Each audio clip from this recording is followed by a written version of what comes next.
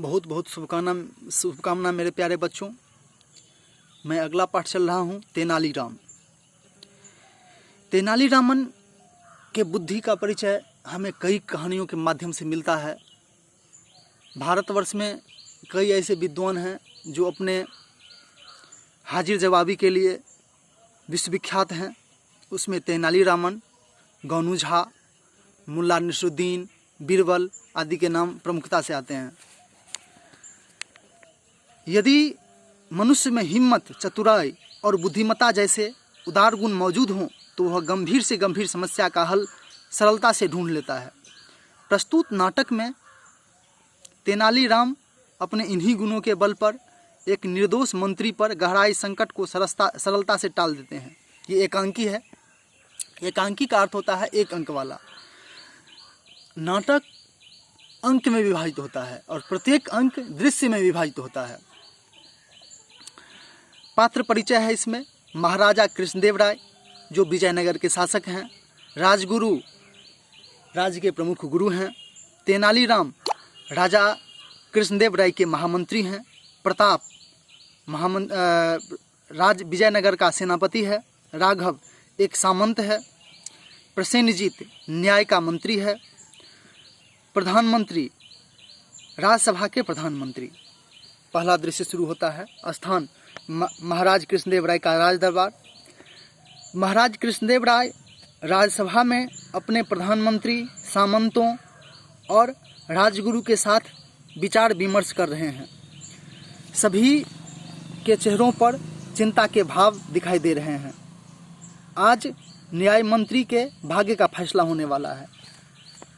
महाराज कृष्णदेव राय चिंतित मुद्रा में, मेरे राज्य में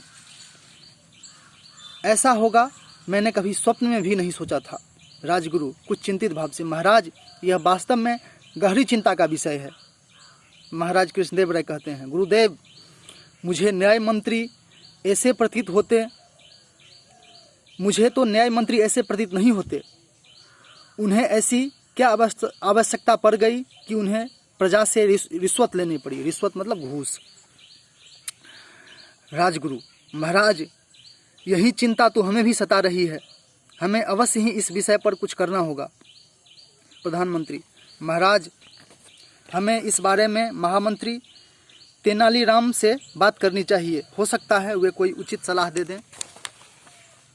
राघव, महाराज मैं प्रधानमंत्री की बात से सहमत हूँ। किसी भी समस्या की तह तक पहुँचना अनिवार्य है। महाराज कृष्णदेव राय शांत भाव से, मैं तेनालीराम से अवश्य बात करूंगा। प्रताप गंभीर भाव से, महाराज अपराध क्षमा हो। मेरी आपसे यही प्रार्थना है कि न्याय मंत्री प्रसेनजीत पर अविलंब कार्यवाही की जाए। अपराध सिद्ध होने पर उन्हें अवश्य दंडित किया जाए ताकि राज्य के अन्य लोग भी इस बात से सीख ग्रहण करें। महाराज कृष्णदेव राय, मैं आपकी बात समझ रहा हूँ सेनापति जी, किंतु हम जल्दबाजी में कोई कदम उठाकर किसी के साथ भी अन्याय नहीं करना चाहते। अब आज की दरबार यहीं समाप्त होता है। यह कहकर महाराज कृष्णदेव राय अपने राज सिंहासन से खड़े हो जाते हैं। सभी दरबारी भी अपने अपने स्थान पर खड़े होकर उन्हें झुककर सलाम करते हैं।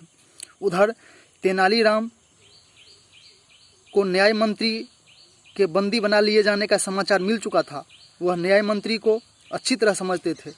उन्हें लग रहा था कि अवश्य ही यह सेनापति की कोई चाल है जिसमें वह न्याय मंत्री को किसी षड्यंत्र में फंसाकर अपने भाई को न्याय मंत्री पद दिलवाना चाहता है। दूसरा दृश्य, राज दरबार सजा है। महाराज कृष्णदेव राय अपने सिंहासन पर विराजमान हैं। तेनालीराम भी अपने आसीन पर उपस्थित हैं। महाराज कृष्णदेव राय गंभीर भाव से, तेनालीराम न्याय मंत्री पर रिश्वत लेने का आरोप है, परंतु सबसे महत्वपूर्ण बात यह है कि उन्होंने स्वयं आत्मसमर्पण कर दिया है। तेनालीराम आश्चर्य से, क्या? राघव, महाराज मुझे तो घोर आश्चर्य होता है कि उन्होंने इस तरह का अपराध किया।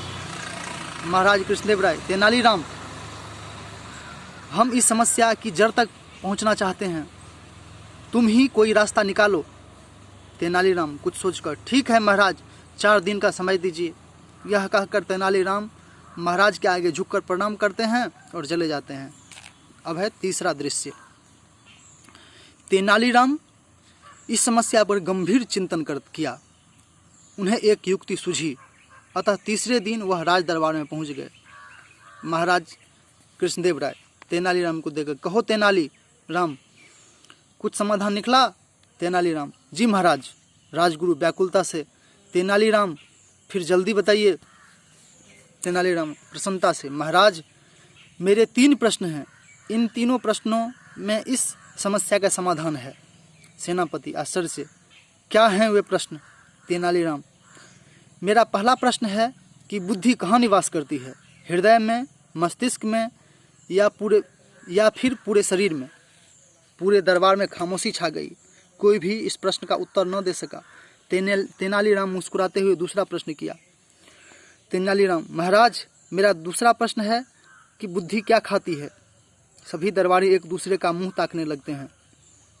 कोई भी प्रश्न का उत्तर न दे सका। महाराज कृष्णदेव राय, प्रधानमंत्री आप तो इन प्रश्नों का उत्तर अवश्य जानते होंगे।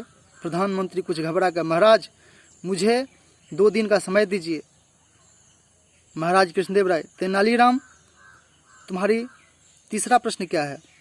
तेनालीराम, महाराज क्षमा करें, तीसरा प्रश्न मैं 2 दिन बाद पूछूंगा, जब मुझे दोनों प्रश्न के उत्तर मिल जाएंगे। महाराज ने उस दिन दरबार वहीं समाप्त कर दिया। प्रधानमंत्री, राघव तथा सेनापति चिंता में हैं। उन्हें पता है कि सही उत्तर न दे पाने की स्थिति में उन्हें दरबार में पानी पानी होना पड़ेगा। पानी पानी होना का मतलब मुहावरा है लज्जित हो जाना, लज्जित होना पड़ेगा। यह सोचकर उन्होंने अपने एक विश्वास पात्र व्यक्ति को सोने की मोहरों से भरी 2 थैलियों देकर तेनालीराम के पास भेजा। उधर तेनालीराम अपनी सफलता पर मन ही मन प्रसन्न होता है। वह उन थैलियों के बदले उत्तर बता देता है। चौथा दृश्य। महाराज कृष्णदेव राय जिज्ञासा से, प्रधानमंत्री जी क्या आपको उन प्रश्नों के उत्तर मिल गए? प्रधानमंत्री, महाराज बुद्धि न तो हृदय में निवास करती है, न शरीर में और न मस्तिष्क में, वह तो केवल श्रेष्ठ मनुष्य में निवास करती है। महाराज उत्तर सुनकर खुश हुए। उन्होंने तेनालीराम की ओर देखा। तेनालीराम, इन्होंने ठीक उत्तर दिया है महाराज। अब मेरे दूसरे प्रश्न का उत्तर दीजिए। प्रधानमंत्री गर्व से, महाराज बुद्धि हमेशा चिंता खाती है। तेनालीराम, वाह प्रधानमंत्री जी, हमें आपसे यही आशा थी। महाराज कृष्णदेव राय तेनालीराम से, अब तीसरा प्रश्न पूछिए। तेनालीरामन, महाराज मेरा तीसरा प्रश्न है, बुद्धि क्या करती है? महाराज कृष्णदेव राय उत्सुकतापूर्वक, प्रधानमंत्री जी उत्तर दीजिए। प्रधानमंत्री, महाराज मुझे 2 दिन का समय दीजिए। इस बार फिर प्रधानमंत्री ने उस व्यक्ति को बहुत सी स्वर्ण मुद्राएं देकर तेनालीराम के पास भेजा ताकि वह प्रश्न का उत्तर ला सके, किंतु तेनालीराम ने उत्तर देने से इनकार कर दिया। 5वां दृश्य। महाराज कृष्णदेव राय का राज दरबार। तेनालीराम, महाराज की जय हो, आशा है मुझे तीसरे प्रश्न का उत्तर भी मिल जाएगा। महाराज कृष्णदेव राय, अवश्य तेनालीराम। अब कृष्णदेव राय ने प्रधानमंत्री की ओर देखा। प्रधानमंत्री अपने स्थान से उठकर, महाराज बुद्धि सब कुछ करती है। महाराज कृष्णदेव राय तेनालीराम को देखते हुए, क्या प्रधानमंत्री का उत्तर ठीक है? तेनालीराम, नहीं महाराज, कोई भी इस प्रश्न का उत्तर नहीं दे सका। तेनालीरामन, महाराज क्षमा करें, किंतु आपको मेरी श्रेष्ठता माननी पड़ेगी। महाराज कृष्णदेव राय, हम तुम्हारी श्रेष्ठता स्वीकार करते हैं। तेनालीराम, महाराज मनुष्य आयु से नहीं बल्कि गुणों से बड़ा होता है। यदि आप मुझे बुद्धिमान मानते हैं तो आप सिंहासन से नीचे उतर आइए। कृष्णदेव राय अपने सिंहासन से नीचे उतर आए और तेनालीराम तपाक से उस पर जा बैठे। प्रधानमंत्री क्रोध में भरकर, तुम प्रश्न का उत्तर क्यों नहीं देते? तेनालीराम गरजते हुए, सावधान प्रधानमंत्री, इस समय मैं राज सिंहासन पर विराजमान हूँ। महाराज की ओर देखते हुए। क्यों महाराज? उत्तर मिला, महाराज कृष्णदेव राय, कुछ नहीं समझ पा रहा हूँ। तेनालीराम सिंहासन से उठते हुए, महाराज क्षमा करें, बुद्धि वही करती है जो खुद आपकी आंखों के सामने है। वह चाहे किसी भी राजा को रातों रात सिंहासन से नीचे उतार सकती है और किसी भी राजा को सिंहासन पर बैठा सकती है। महाराज कृष्णदेव राय प्रसन्नता से, तेनालीराम तुम बहुत चतुर हो। प्रताप, महाराज समस्या तो हल नहीं हुई। महाराज कृष्णदेव राय, तेनालीराम इससे तुम क्या सिद्ध करना चाहते हो? तेनालीराम, महाराज मैंने उन अपराधियों का पता लगा लिया है जिन्होंने निर्दोष प्रसेनजीत को फंसाया है। फिर तेनालीराम ने महाराज को सारी बात सच सच बता दी। उन्हें यह भी बताया कि किस प्रकार सोने की मोहरें देकर उससे प्रधानमंत्री राघव तथा सेनापति ने प्रश्नों का उत्तर प्राप्त किया। फिर उसने सोने की मोहरों से भरी थैलियों राज्यसभा में प्रस्तुत की। यह देखकर महाराज ने उन्हें कठोर दंड दिया। सभी तेनालीराम की बुद्धिमत्ता की प्रशंसा की।